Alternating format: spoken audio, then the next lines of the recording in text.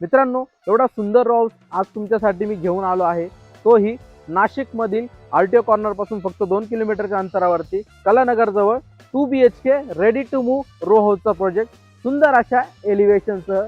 तर वेळ न घालवता पूर्ण प्रोजेक्ट हा एक्सप्लोअर करूया.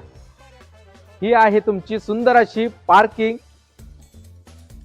आणि हा आहे तुमचा living area with fall ceiling.